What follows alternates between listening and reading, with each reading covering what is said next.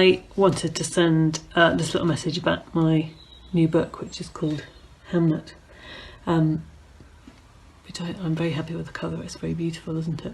Done with a lino cut. So I wrote this book about which centres around the pandemic of the Black Death, and I didn't really expect to be launching it in the middle of another pandemic. That was actually the last thing I expected, but then I guess the COVID crisis is the last thing we all expected. So it's a book I've wanted to write for a really long time.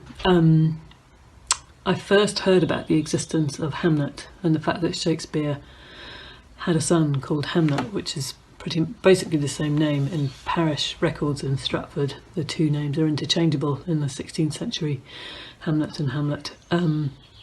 So I first heard that he had this son called Hamnet who had died at the age of 11 when I was studying the play Hamlet for my Scottish Highers when I was 16, and my teacher told us one day that Shakespeare had this boy and he died. And even then, even though I was only a teenager and quite some way off from being a parent myself, the symmetry of these names really struck me.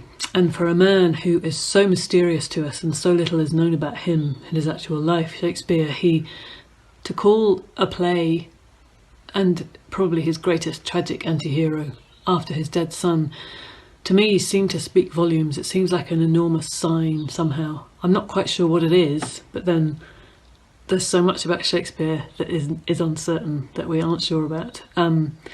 So to me it seemed like a very important artistic decision and a very big sign to his audience. So I've always been fascinated by this boy.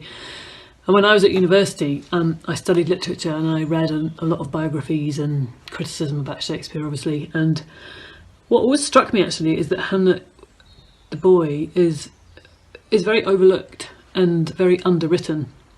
So I'd be reading these kind of massive 500-page biographies, and Hamnet might get, if he was lucky, 2 references in the back. Just his birth is mentioned and then his death is mentioned, and then the death was always followed by several paragraphs about infant mortality in Elizabethan times, which of course was very high, and the implication of which was that it wasn't really that big of a deal somehow because it was so common.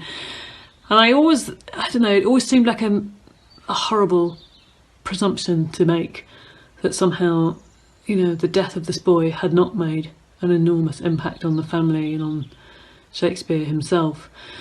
It's no coincidence that his work is threaded through with boy and girl fraternal twins who are separated and then magically somehow reunited. And Twelfth Night, which of course features a pair of those twins, its opening night happened on the twins' birthday. And also, it's very far from nothing to call a play after your dead son. So I think I wrote the book wanting to give a voice and a presence to this much overlooked boy. I'm going to look at my notes and see what else I wanted to tell you. I've probably talked too much now about Shakespeare. I do have that habit, as my children will tell you. So I think I hugely enjoyed writing it. It involved a lot of research in libraries, obviously, but also a bit of practical research. So one of the people that I also feel has been really overlooked and actually really misinterpreted is Shakespeare's wife, who people generally call Anne Hathaway, but I found out, I read her father's will, for example, the year before she married Shakespeare. He died and he left her a dowry and he named her as Agnes. So I decided to give this name back to her. And she sort of took over the novel in a way.